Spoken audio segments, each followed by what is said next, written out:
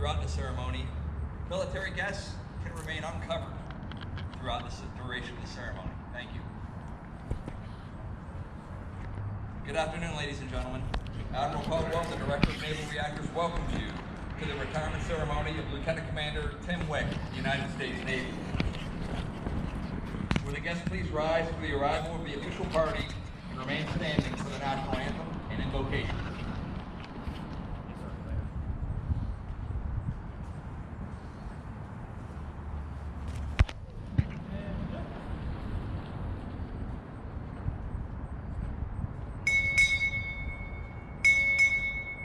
Naval Sea Systems Command Technical Representative, Pittsburgh, arriving.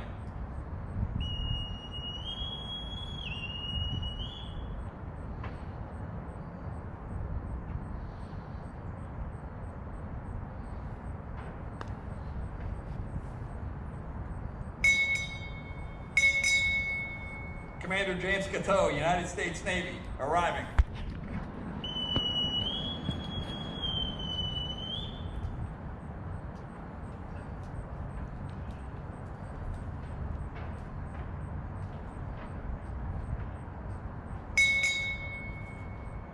Lieutenant Commander Timothy Wik, United States Navy, arriving.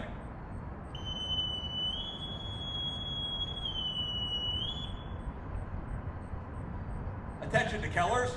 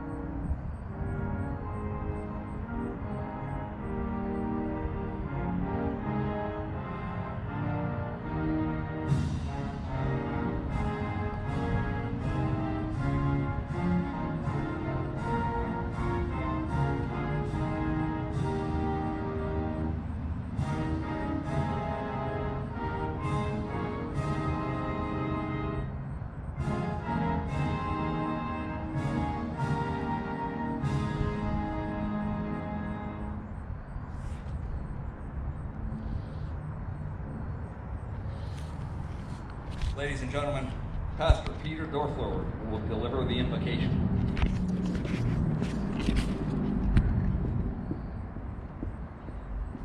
Let us pray.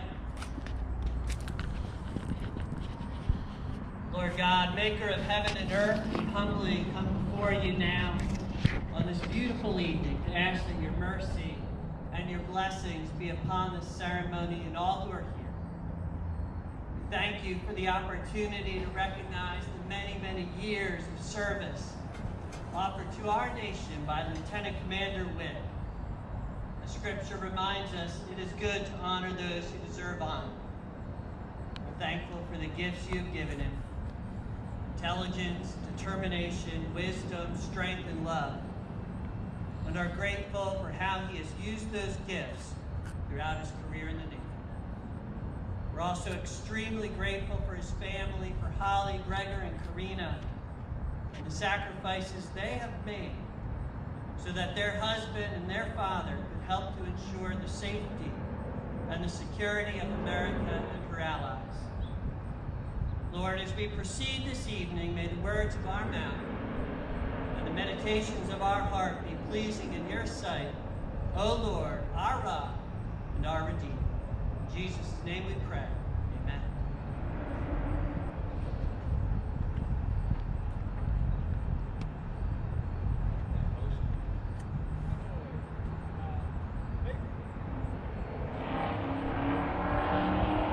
Yes, please be seated.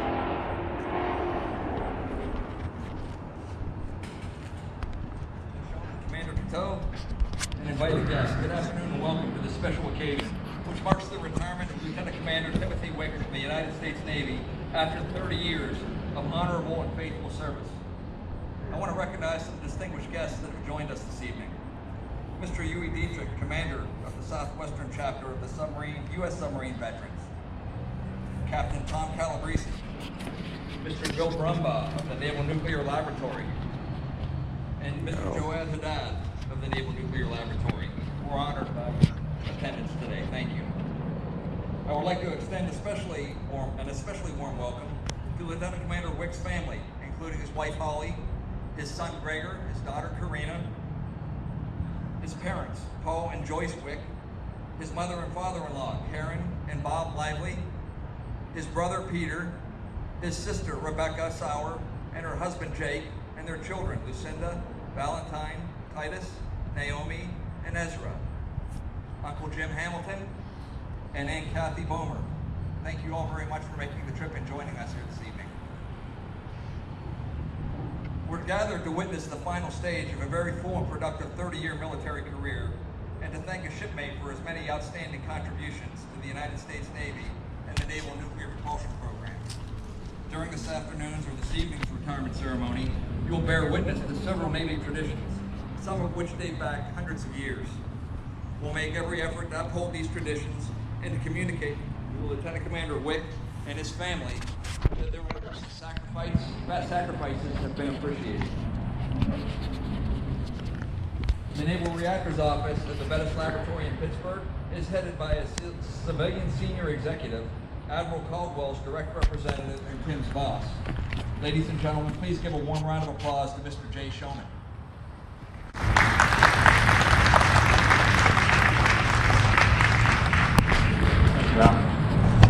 So welcome guests, welcome Tim's family, welcome NNL leaders, Tim's friends and colleagues. What a beautiful evening and what a fitting venue for Tim's send-off here. I couldn't think of a better place, and so very appreciative of the opportunity to speak here this afternoon, this evening.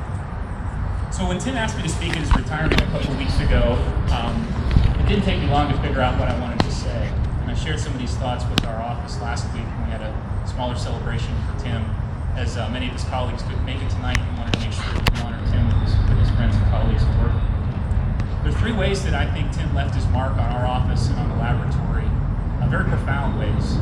And first I want to talk about the way that Tim strengthened our laboratory and in their ability to directly support our nuclear fleet. Now the only reason that Bettis Laboratory exists, the only reason that our program exists, is to give our Navy and our warfighters the best product possible. Unparalleled power and propulsion. Simply stated, we need to give our sailors the best tools to win the fight.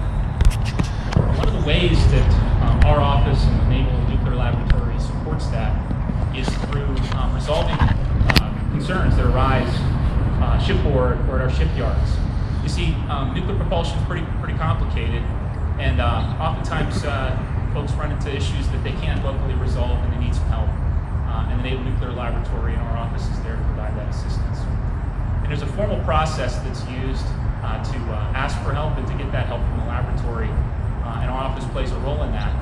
In fact, the request for help from a shipyard or from a ship comes through our office to the laboratory, and then the laboratory develops a response to that. And my team validates that that response is technically correct and it's usable by the receiving activity. And Tim's group was on the pointy end of the spear for that. When Tim arrived, about 1 out of every 10 of the responses that we were proposed to send to the tactical fleet that require rework so that the receiving activity can use it. And Tim recognized that that wasn't a good state for us to be in, because we get about 500 of these requests a year, and 50 requiring rework is a significant expenditure of laboratory government resources. In fact, the people that do this direct fleet support are also the same folks that develop new design improvements, new procedural improvements, and give our sailors better tools moving forward. So every time they're doing rework, they're not focused on it. And we talk in our office about using every opportunity that we intersect with the laboratory to strengthen them. And Tim did exactly that. Every time, from there on out, he made a pact with his colleagues in our headquarters, with his colleagues in the field, and with the laboratory, with every comment that we provide back to the laboratory, bit of an explanation as to why we're providing the comment and provide an opportunity for the laboratory to move forward. And I'll tell you, it's been a resounding success. And so nowadays, about 1 out of every 100 requests has a problem. That's a huge change. It was done based on the diligence of Tim, the vision of Tim, and the cooperation that he was able to marshal with his teammates, both on the government side and the leadership of the naval that supported the fleet. And that's real return on investment that can be reinvested in improvements to our fleet products. So I very much thank you for that too. Thank you for making our laboratory and our office and for our fleet stronger. The second thing I wanted to talk about that I really appreciate about Tim is his work to better connect our employees to the Navy and to our mission. Sometimes it's easy to lose track when we're hundreds of miles away from the nearest shipyard or naval activity. We don't see men and women in uniform every day walking past our office. The very reason that we're here every day at the laboratory, and that is to support the fleet. So Tim spent the first 23 years of his naval career on the waterfront and at sea. He knows what it's like. And he spent the last 7 years helping us at the laboratory and in our field office understand what it's like. Through day-to-day mentoring, through formal training sessions, he hosted teams from our offices at a shipyard, showed them around, showed them what nuclear work's really all about, showed what the Navy, submarine force, carrier force is all about. And so Tim, I applaud you for your efforts to connect us better to the Navy. In fact, when we had this small ceremony for Tim last week in our office, I asked the gathered folks there, how many people in the office learned something about the Navy and our mission from Tim, and every hand went up. That's telling you something. And the last thing I wanted to mention that I really appreciate about Tim and about what he's done for us in our office is he's brought a great bit of fun and levity to our work. It's serious work, and oftentimes we get caught up in it. But we're blessed with a lot of really great people that have lives outside of work. And Tim didn't let us get too serious.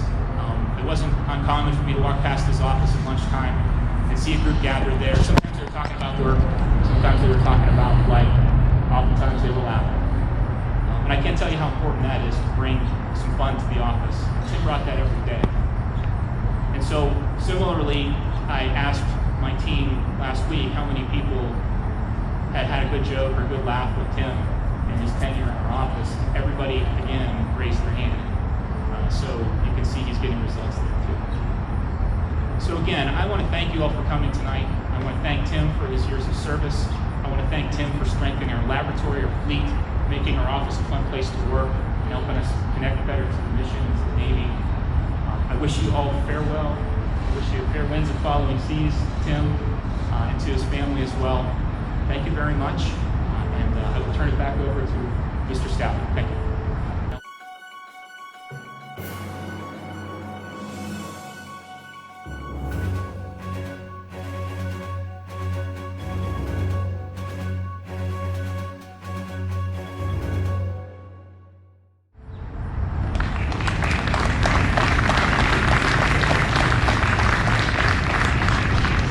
We're now going to present Lieutenant Commander Wik with his End of Tour Award. If I may, can I ask everybody to please stand? Military personnel, please stand. Attention to awards.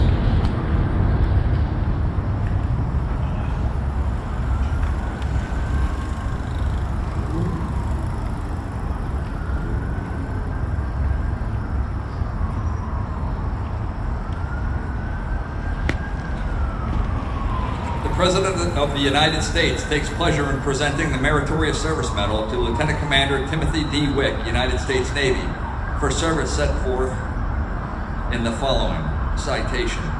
For meritorious service as the Fleet Prototype and Expended Core Facility Project Officer, Naval Reactors Representative's Office, Pittsburgh, Pennsylvania, from July 2014 to September 2021. Lieutenant Commander Wik led a team providing timely and accurate responses to hundreds of requests for technical assistance from nuclear-powered warships, moored training ships, and the Naval Reactors Facility. His diligent work directly supported at-sea testing and shock trials of USS Gerald R. Ford, defueling of USS Enterprise, and initiation of a new nuclear operator training simulator. He drove a nearly 10% improvement in first-time quality of fleet support products through extensive training and mentoring of design engineers. He also monitored and mentored hundreds of new naval reactors engineers, officers, and sailors during nuclear engineering systems and component level training. Being known for his keen attention to detail, he served as the sole limited duty officer on a review board that delivered a $30 billion, that's B with a billion, management and operation contract for the Naval Nuclear Laboratory. He expertly hosted 2 Deputy Secretaries of Energy, the head of the National Nuclear Security Administration, congressional representatives, and other flag-level officials during tours of the Bettis Laboratory. His superior performance of duties culminated his 30 years honorable and dedicated military service. By his exceptional professionalism, initiative, and loyal dedication to duty, Lieutenant Commander Wik reflected great credit upon himself and upheld the highest traditions of the United States Naval Service. For the President, J.F. Caldwell, Jr., Admiral, United States Navy.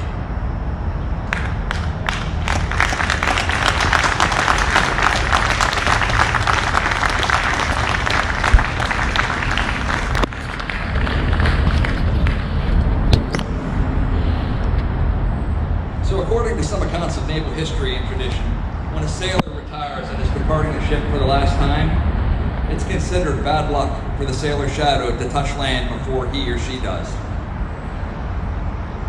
Thus, the sailor's shipmates would construct a sturdy box handcrafted with the finest materials in which to display mementos of the sailor's career, thereby symbolically creating a shadow of the sailor.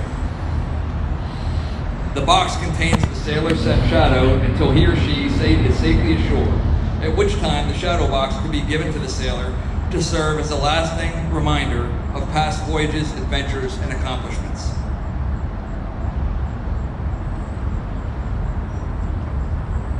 Lieutenant Commander Wik, on behalf of your fellow shipmates, we present you with a shadow box that contains mementos of your valiant and faithful service to the United States of America.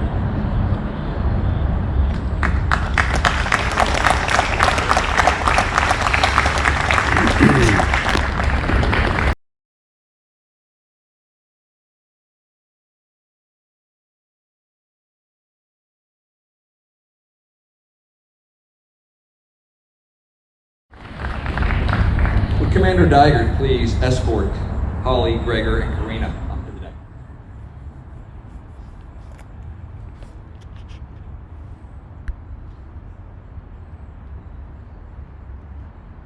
I'd like to take this few seconds also to acknowledge and thank the staff of the Carnegie Science Center and the USS Requin for supporting us here this evening. They're working extra hours to support this retirement ceremony, and we greatly appreciate their time and efforts that they've gone to set this up. Can I have a nice warm round of applause for their efforts, please?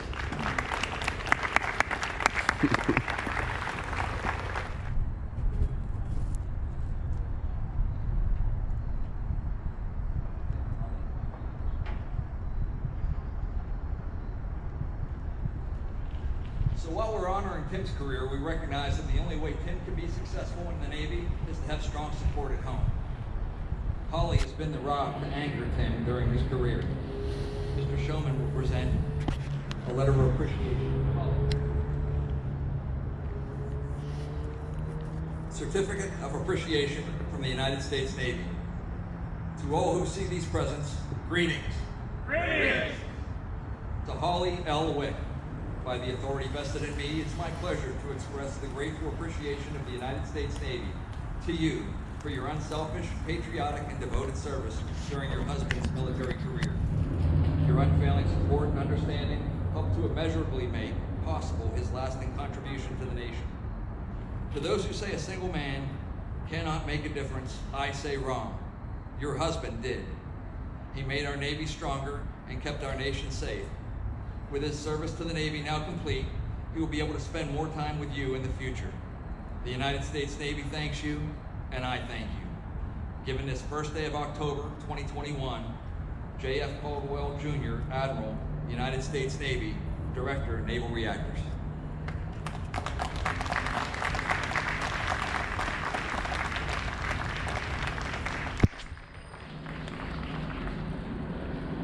Behind every good father are good children. Mr. Showman will present certificates to Gregor and Karina. Certificate of Appreciation from the United States Navy. To all who see these greetings, to all who see these presents, greetings. Greetings! To Gregor A. Wik and Karina J. Wik.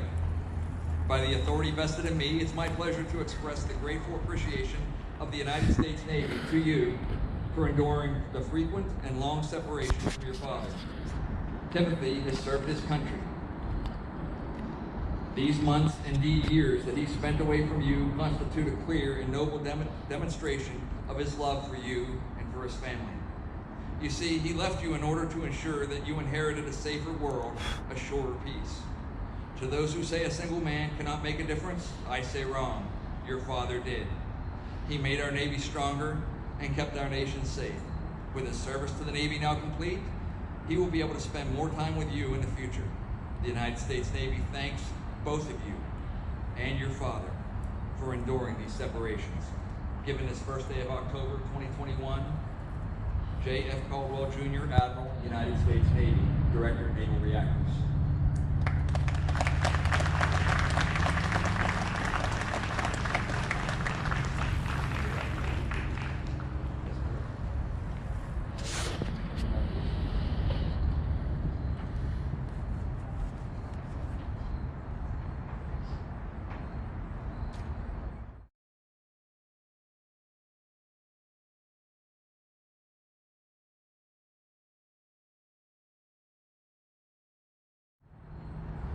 We also have another person here this evening that deserves some recognition and thanks.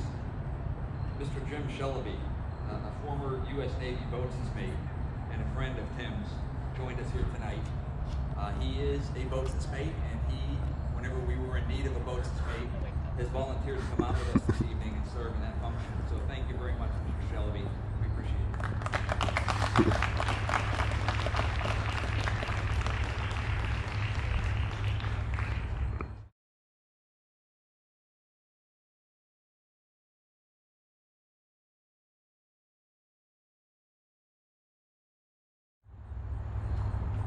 Second speaker this evening is Commander Jim Catteau.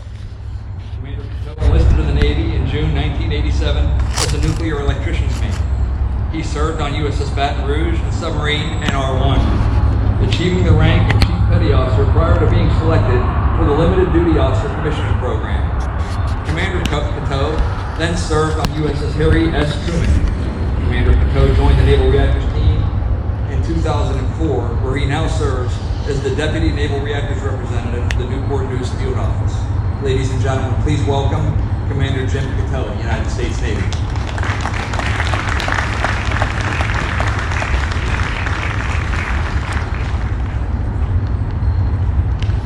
Distinguished guests, members of Tim's family, friends and shipmates, and my fellow colleagues who serve the Naval Nuclear Propulsion Program, good evening.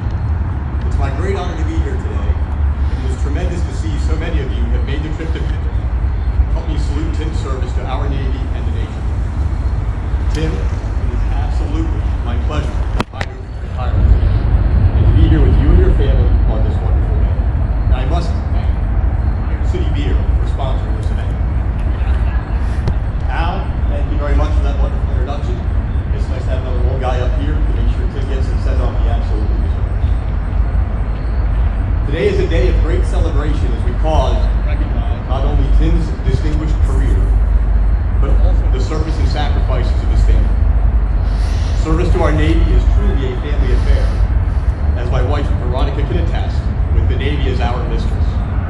Each of us who has served or who is serving today understands that our success is not without the love, support, sacrifice, and understanding of those that matter to most to us, our families.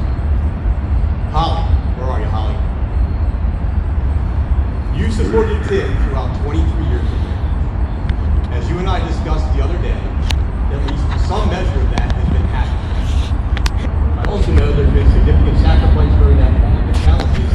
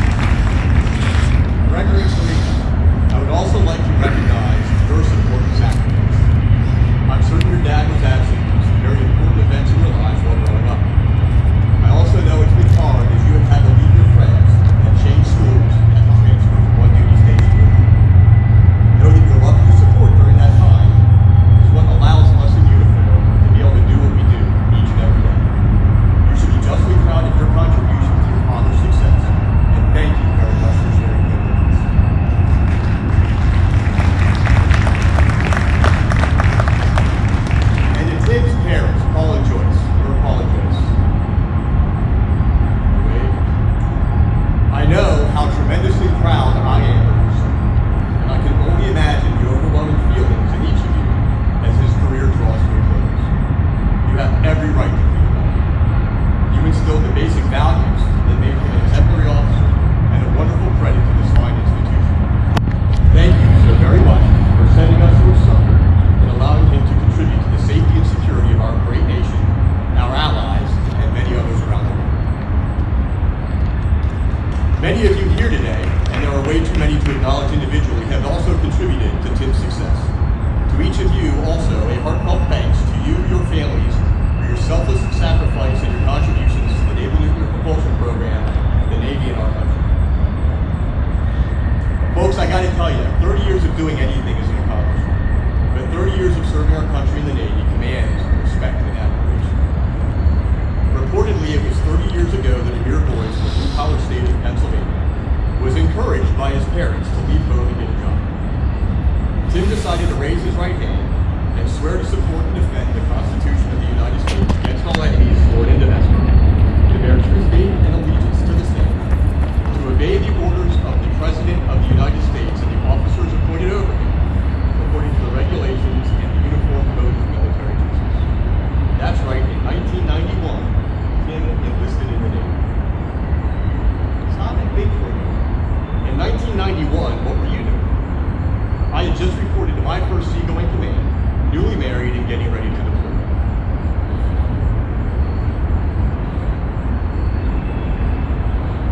I look around the room, and it's quite obvious that some of you may not have been there. So I offer these following points of reference for those of you who may not remember 1991. George H.W. Bush, the namesake of our final Nimitz-class aircraft carrier, and lover of colorful socks, was the president, with Dan Quayle as his vice president. In very swift and decisive action, Kuwait was liberated from Iraqi occupation during Operation Desert Storm. I remember watching that action on the news, as the internet was only a fledgling network that was used for scientific and military research at the time, marveling at the capabilities of our combined military team. The Cold War ended in 1991 as Mikhail Gorbachev resigned and the Soviet Union was dissolved. In pop culture, one of my favorite songs, I Give to You by Bryan Adams, was a pop song. That was my wife's last song. Other Billboard hits included Justify My Love by Madonna, Cream by Prince, and Someday by Mariah Carey. Kevin Costner in Dances with Wolves won 7 Academy Awards. Other popular movies included Terminator 2, Beauty and the Beast, and The Silence of the Lambs. The New York Giants won the Super Bowl. The Chicago Bulls won another NBA championship. The Minnesota Twins, a small market team, were the World Series champions.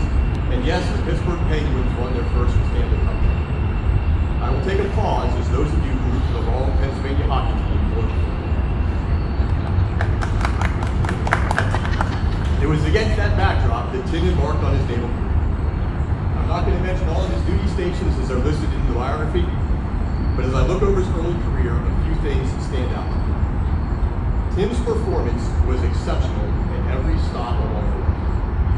He quickly rose to the ranks, consistently promoting ahead of his peers. He was pinned as a chief petty officer in less than 10 years, which was quite an accomplishment for an electrician mate at the time.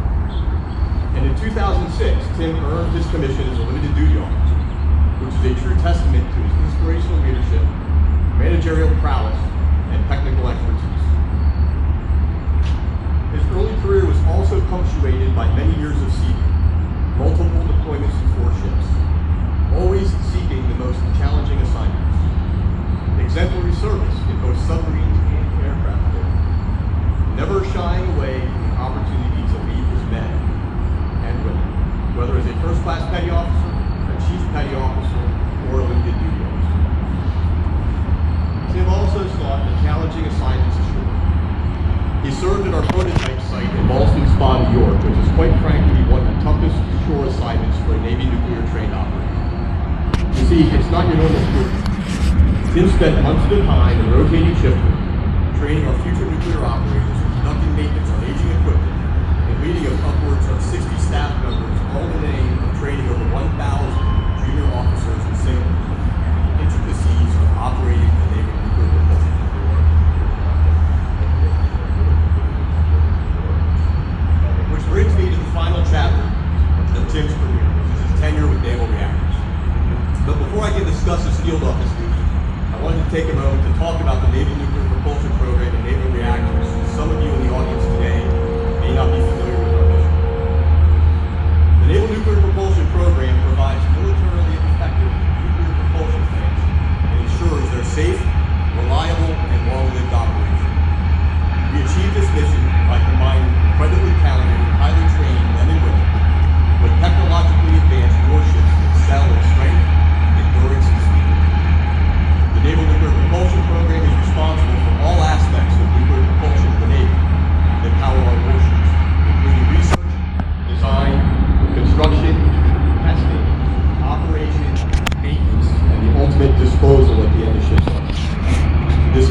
significantly exacting work is accomplished by a network of dedicated research laboratories, nuclear-capable shipyards, equipment contractors and suppliers, and training facilities located around the country, all of which are controlled by a small headquarters staff located at the Washington Navy.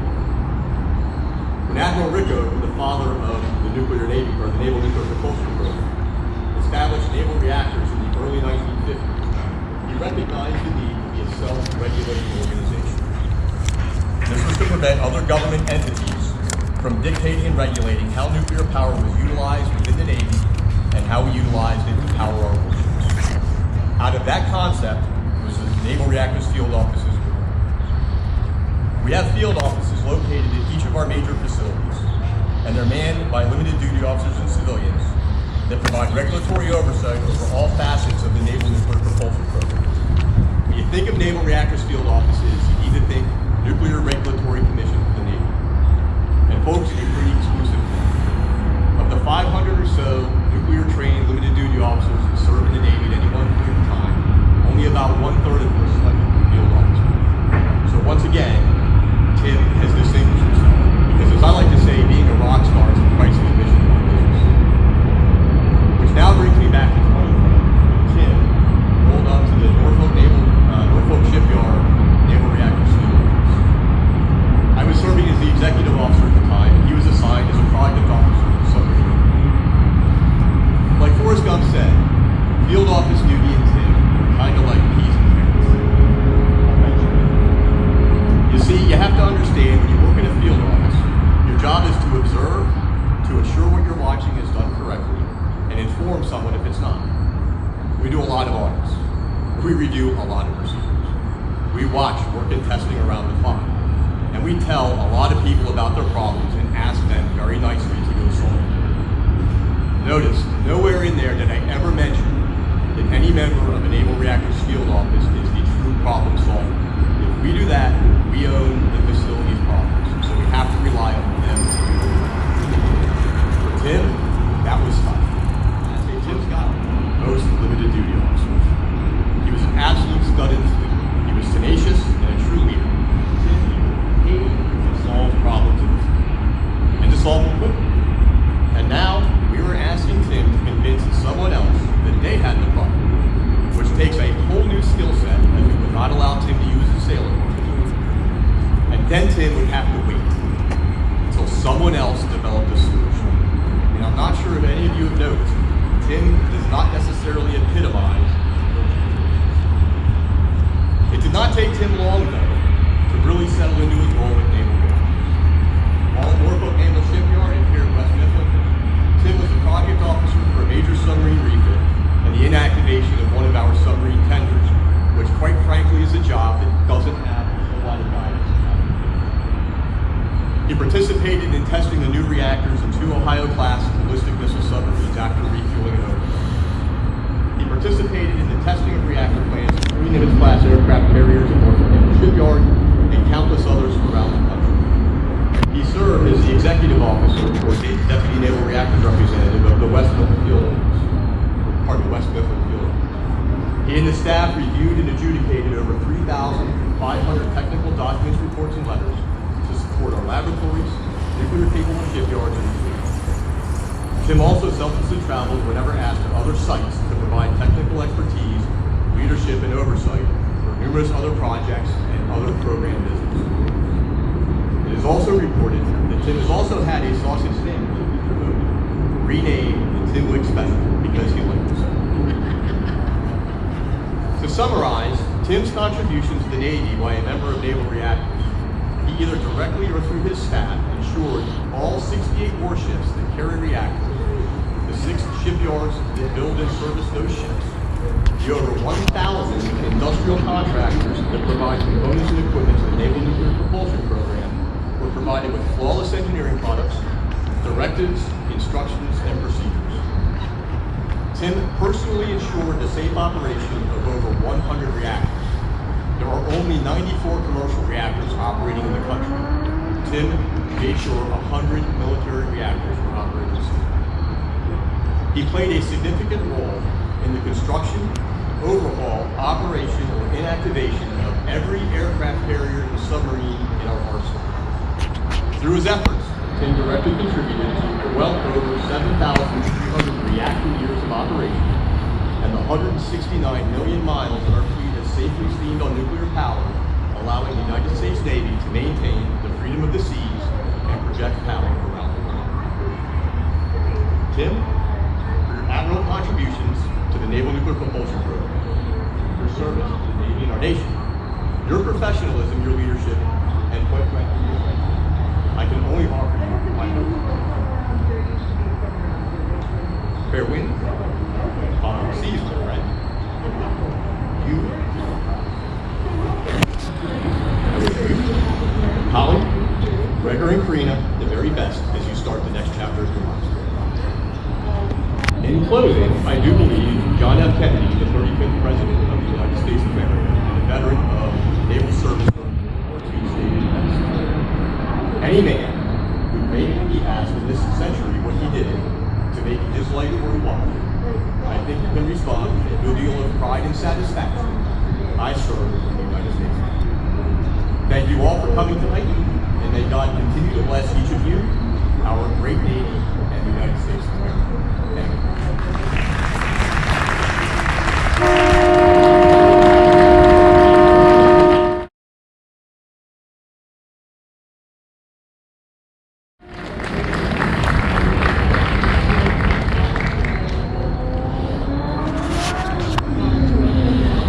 So our next speaker, and I am honored to introduce him, is my friend and our retiring shipmate. Ladies and gentlemen, my honor to introduce Lieutenant Commander Tim Wik.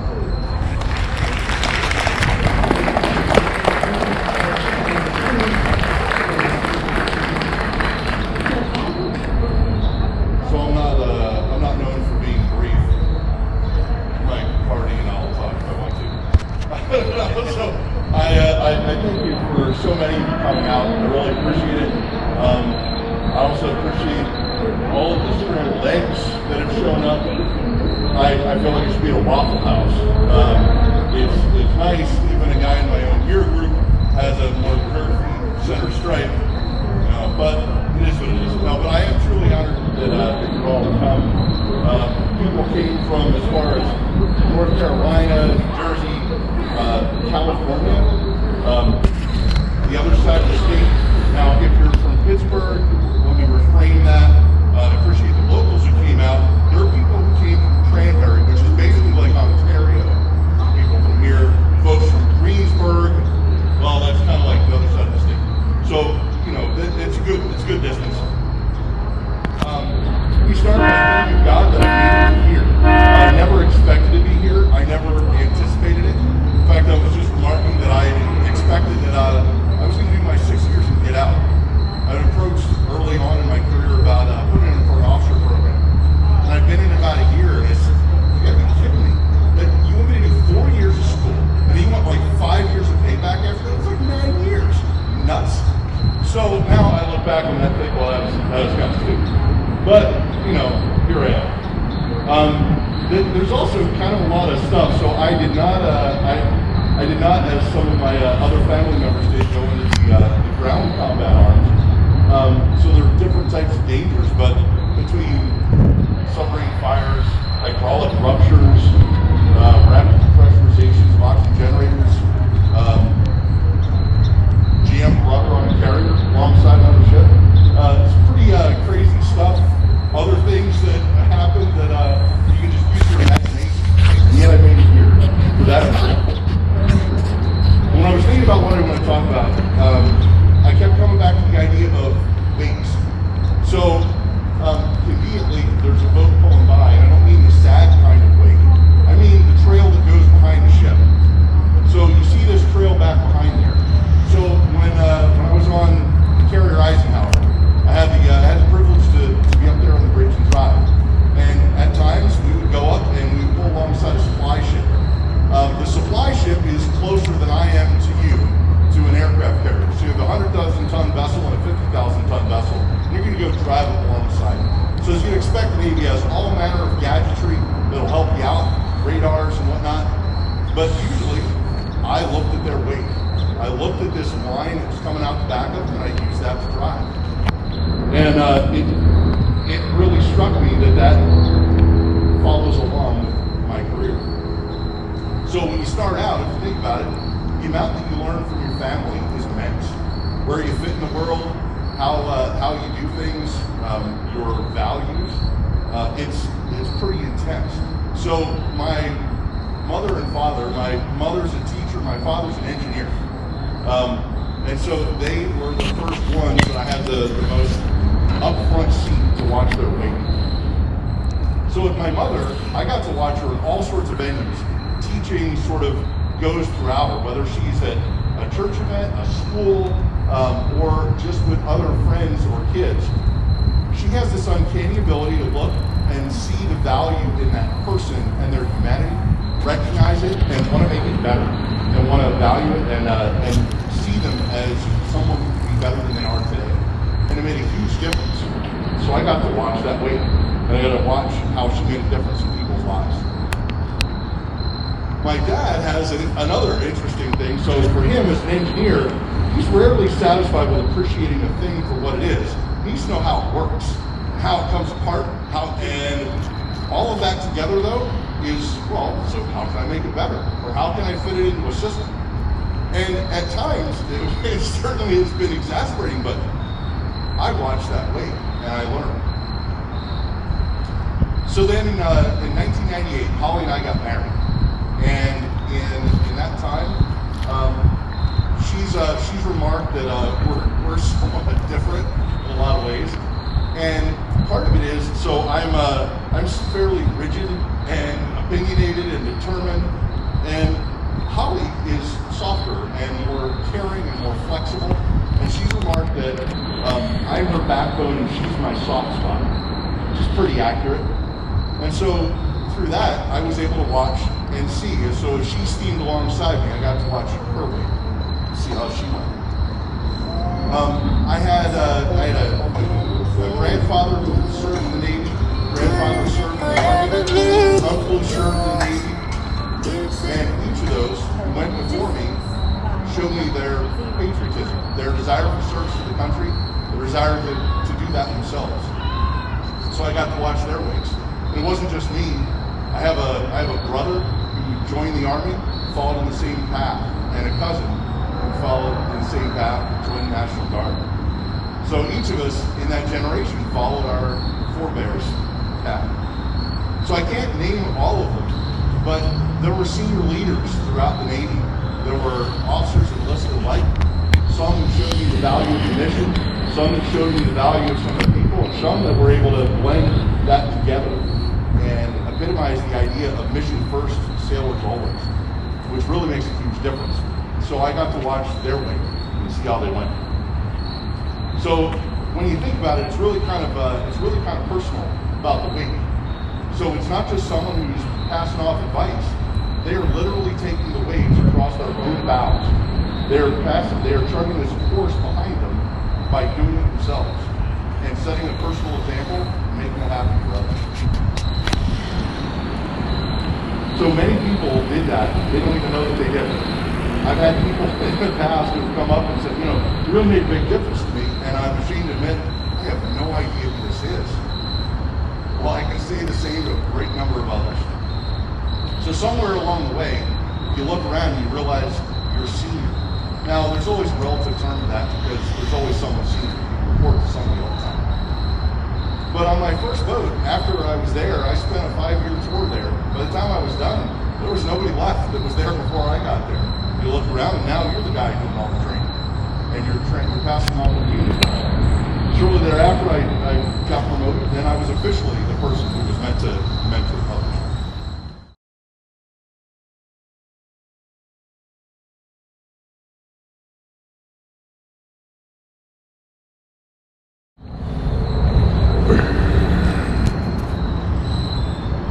So I've had the privilege of interacting with a whole bunch of people as I've been getting ready to transition, and some of them as I've looked towards a future job.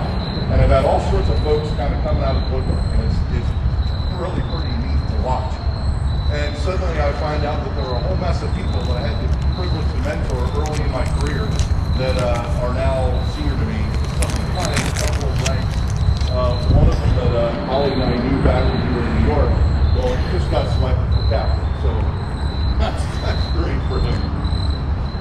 So I've had, so as I look back, I feel really proud and privileged of the fact that I was able to learn from so many people.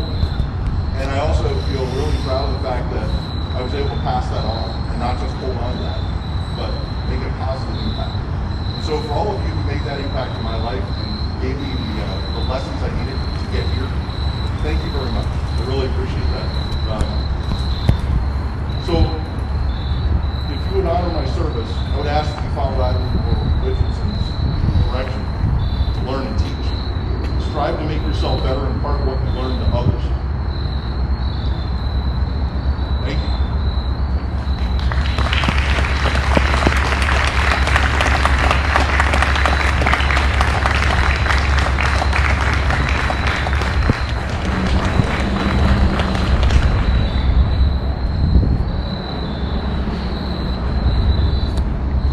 We'll now present Lieutenant Commander Wik with his retirement flag.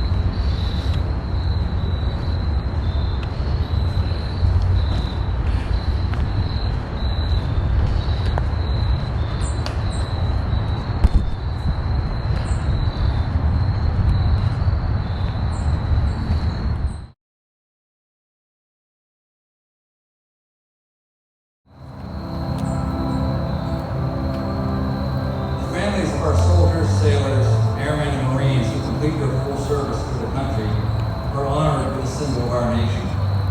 For those who give the full measure of their lives, this gift is given to the grieving family. Today, we're able to celebrate this honor, passing through the hands of their living relative at the completion of his naval career. That blank check, signed by Tim some 30 years ago, returned uncashed. I am the flag of the United States of America. My name is Old Glory. I fly atop the world's tallest buildings. I stand watch in America's halls of justice. I fly majestically over great institutions of learning. I stand guard with the greatest military power in the world. Look up and see me.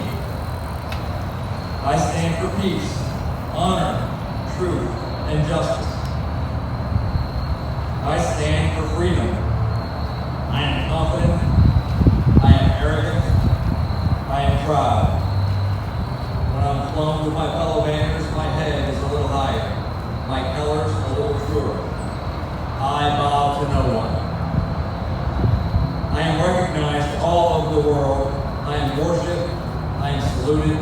I am respected. I am revered, I am loved, and I am feared. I have fought in every battle of every war for more than 200 years. Gettysburg, Shiloh, Appomattox, San Juan Hill, the trenches of France, the Argonne Forest, Anzio, Rome, the beaches of Normandy, Guam, Okinawa, Tarawa, Korea, Vietnam, Iraq, Afghanistan, the Persian Gulf, and a score of places long forgotten by all except those who were there with me. I was there. I led my sailors and Marines. I followed them. I watched over them, and they loved me. I was on a small hill on Iwo Jima. I was dirty, battle-worn and tired, but my sailors and Marines cheered me, and I was proud. I had been soiled, burned, set free. But it does not hurt, for at least and at last they are free.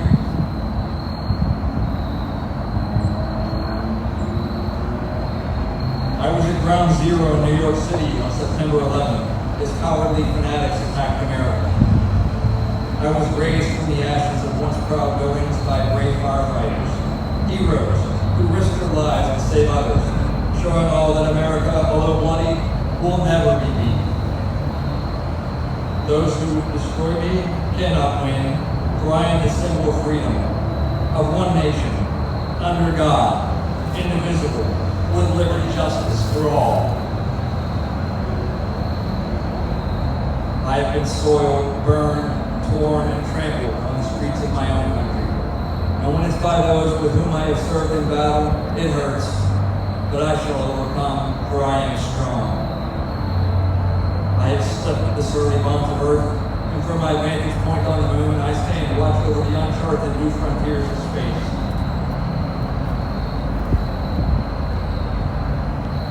I have been a silent witness to all American hours. But my finest hour comes when I'm torn into strips to be used as bandages for my wounded comrades on the field of battle. When I fly at half-mast to honor my soldiers. And when I lie in the trembling arms of a grieving mother at the gravesite of her fallen son or daughter. I am proud. My name is Old Glory. Long may I wave. Dear God, my God, long may I wave.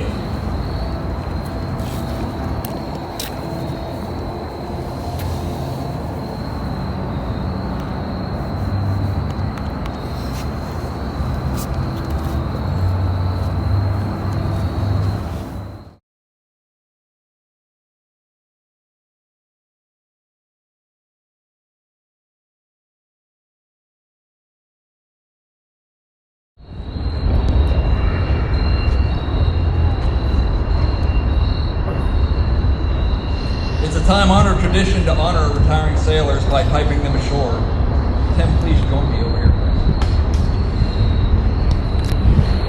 Today, it's our privilege to honor our shipmate, Lieutenant Commander Tim Wik, by piping him ashore. Tradition is a cornerstone of our great Navy.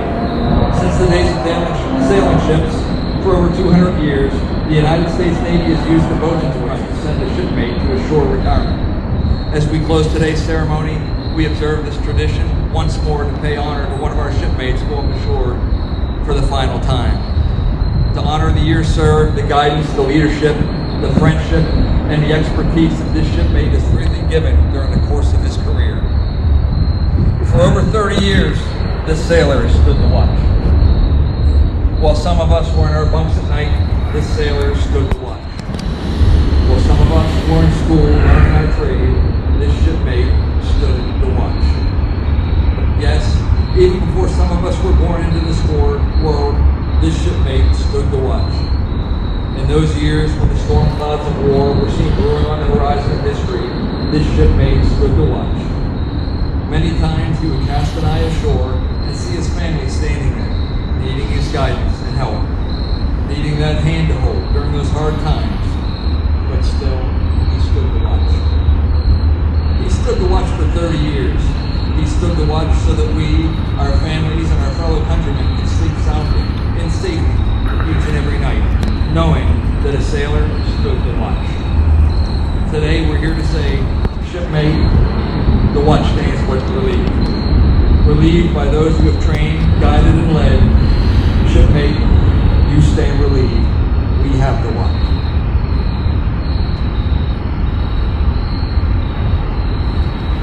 Anything else from Holbrook? Post.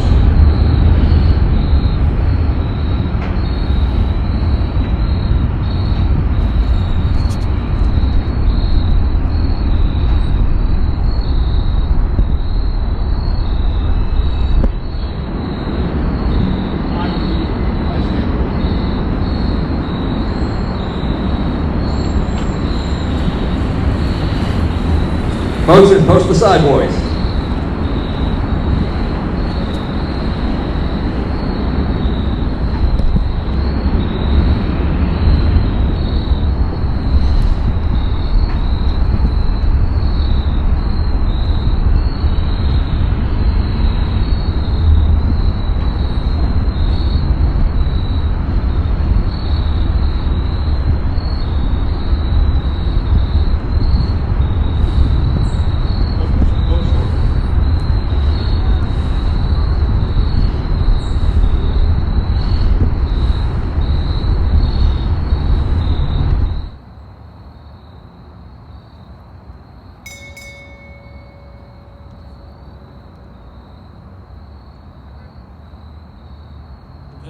Commander Tim Wik, United States Navy, retired, departing.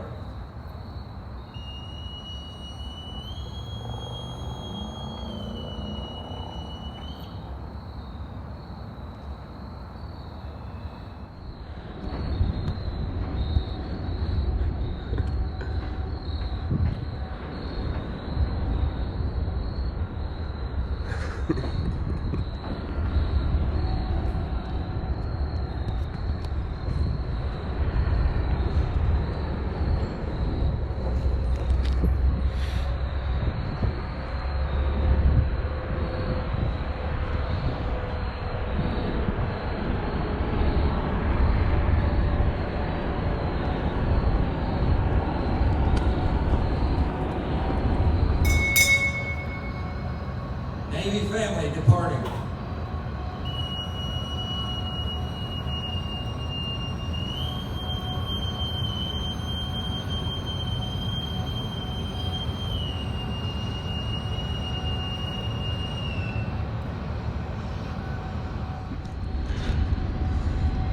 Ladies and gentlemen, this concludes the ceremony. Admiral Caldwell, the Naval Reactors Laboratory Field Office, and Lieutenant Commander Tim Wik, thank you for attending.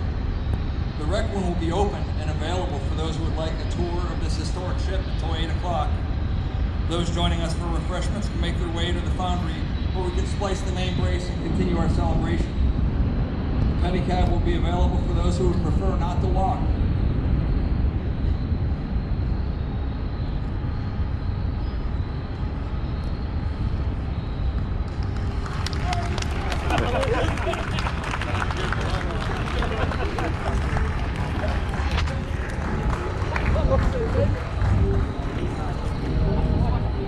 Last shot.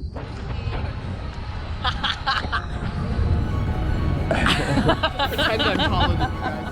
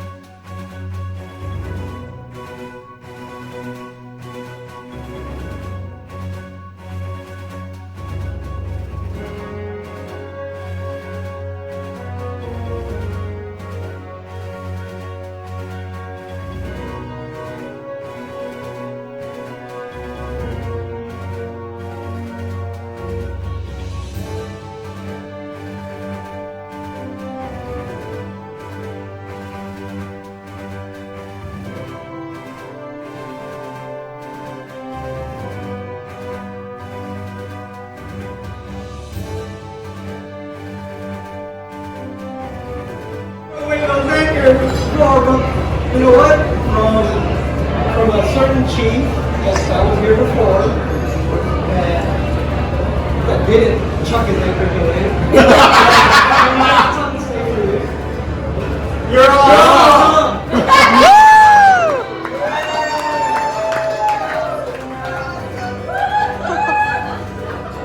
I need to send you that.